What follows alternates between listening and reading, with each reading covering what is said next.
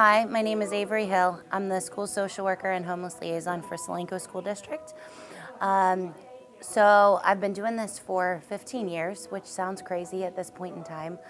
But what I do is a lot of different things in the school district. So I work a lot with our homeless families, our families who have needs beyond what we can provide as a school district, needs beyond education, housing needs, concrete needs, counseling needs, behavioral needs of students, lots of different things of that nature, and resource coordination too. So really trying to connect families based on their needs with what services and supports we provide in the community. Wow, that's a big job. It is a big That's job. a big job. That's It is a lot. big job, but no day is ever the same, and I love that. So it really is neat to be able to kind of walk with people where they're at and kind of propel them forward in the direction that they choose to go. So Solanco families are struggling at the moment during the pandemic as well as before. We currently have 52 homeless students, which is actually low for our numbers. We usually range, I would say like the average is like 75 to 100. So there definitely continue to be housing concerns. There are concerns with I would say just disconnection, where people have kind of been very isolated due to the pandemic. So people aren't necessarily reaching out as much.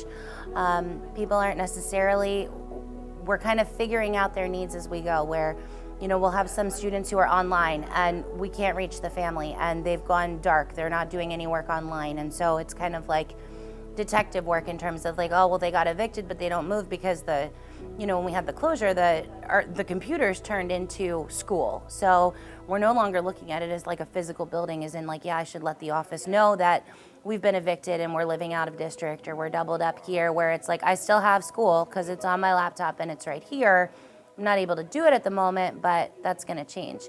So I think that there was a disconnect when the closure happened for a lot of families in terms of like, and as much as we tried and we provided, meals, and people could come to the high school and get meals, and we delivered our sweet bags, and, we did a lot of outreach and all of those things, I think some people really just kind of shut off to the outside world. And when you shut off to the outside world, you're kind of just left with your own thoughts, your own needs, your own feelings, and there's not really an opportunity to move beyond that as much as when you're connecting with people. I think when families struggle, it impacts kids in a lot of different ways. Some kids really excel academically and they put all their effort into something that they can control. And so that's the positive way. Not so positive ways, like we had one high school student who was doing Solanco Virtual Academy, which is all online, never comes into the building.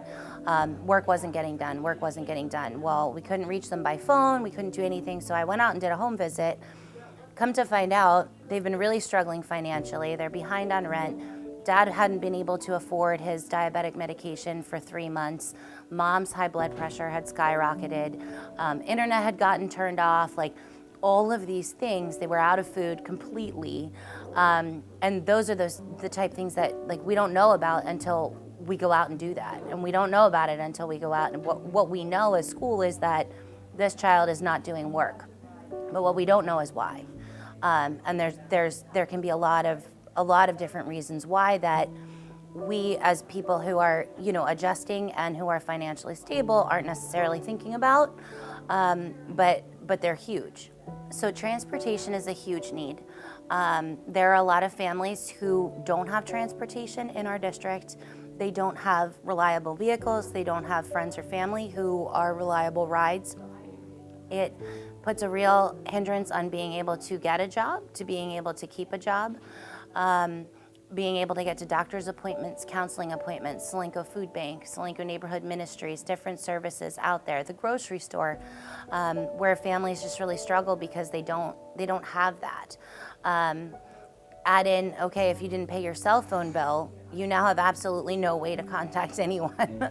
So, a lot of our families don't live in very remote areas where they don't have neighbors that are right next door that they can go and ask for help.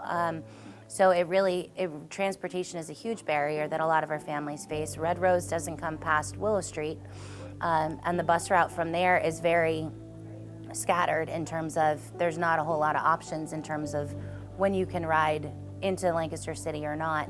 And then just to get locally here, there's nothing. I mean, Uber costs are really expensive. There was a family who Ubered from Water Street Rescue Mission to central office, and one way was $36. And so, it's a huge thing. I do have a list of Amish haulers that charge like $1 a mile, but a lot of our families aren't in a position where they can afford to pay $1 a mile when they need to go places. So if I had a magic wand, man, I'd wave it a lot of times. But, I would say that one of the main things that I think keeps people stuck is sometimes past credit history, where if your credit score is below 600, you're not going to get a decent car loan. You're not going to qualify to rent your own apartment. You're going to need a cosigner for all of those things, and a lot of families who struggle with generational poverty don't have family members who can cosign for them. So, I know when I got my first car, I bought it, I paid for it, but my parents co-signed for it. And a lot of people aren't in that position. So I would say if there was one thing that I could do, it would be to magically repair people's credit. There's no way to do that other than kind of going through the process. Tabor has some good programs that, people can do that, but to give every family in need a cosigner, I think would be an amazing thing. I think it would be revolutionary for their lives. A lot of our families who are doubled up now have the income to support their own place, but they cannot get an apartment because they don't have the credit score to sign from it. So a lot of them are looking to rent from Amish landlords, people who don't run credit checks. A lot of them are able to acquire substandard housing that doesn't meet HUD requirements, that may or may not have running water and electric, different things like that, because they can afford more, but nobody's going to take a risk on them because of maybe a bad decision they made 20 years ago. So that's one thing, and I love the cosigner idea because it really still keeps initiative where it needs to be, where nobody's coming in to rescue you, and you're still making your decisions, and you're still working hard for what you want. It's just kind of a way to open that door that is really impermeable at this point. Right, so I think partnership is incredible, and our community in Solanco is amazing. I would never want to do this job in any other area. We are so blessed because when we have a need and we put it out there, it's met. It's met by some way or another, through an agency, through a church, through individuals who want to give and don't know where to start to do that. So our community is amazing in that aspect. Partnership is so needed because, we as a school district don't have funds for these things. We don't pay for housing. We don't buy Christmas gifts for kids. We don't buy birthday presents. We don't, make dinner. We don't do all those things, but there are people out there who do, and just connecting with that is so important. So, I value our partnerships with churches. We couldn't do half the things we do for our kids and our families in this district without the support that we have. So where should you put your attention?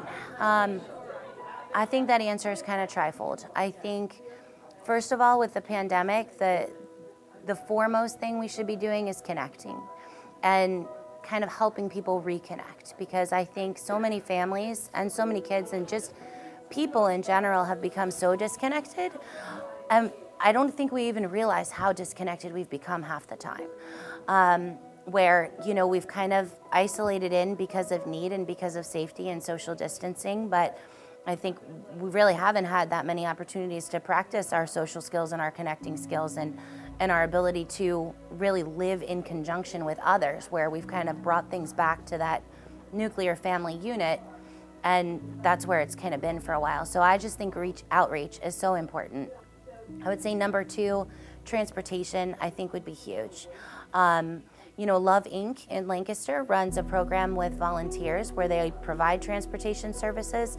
Sometimes it's really hard to connect with families that are down here or people who are willing to give rides down here. But I would say, if you have a huge volunteer base as a church or people who are willing to transport low cost or for free, that would be huge.